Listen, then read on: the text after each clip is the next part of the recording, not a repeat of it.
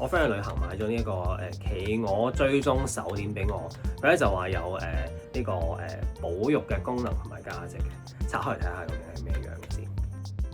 個膠咧就係要搣開佢，跟住咧入邊就會有 QR code， 打開咧就可以睇到隻企鵝去到邊嘅啦。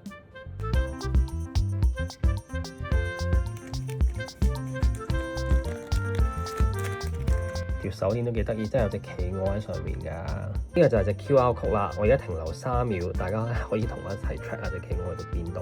咁我就刮開嚟睇下點啦。You've got a mystery offer。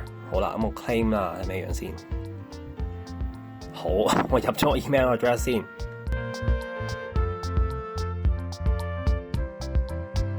review 啦，睇下咩樣。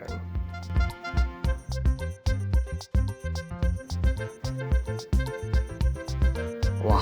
即係點啊 ？click 下先 ，tap to track， 真係見到佢去咗邊度嘅喎，喺烏拉圭喎，都係阿根廷喎。上次有人 check 佢就行咗6.2英里啦，跟住一共旅行咗3080英里。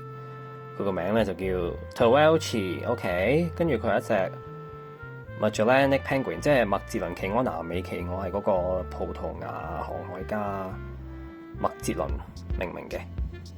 幾好喎！呢個 app 都有啲保育嘅意義，即係話俾你知，其實係邊一隻企鵝係由邊一個機構喺度保育嘅，幾得意。大家可以 scan 啱嗰個 QR code，同我一齊追蹤呢隻企鵝嘅行蹤。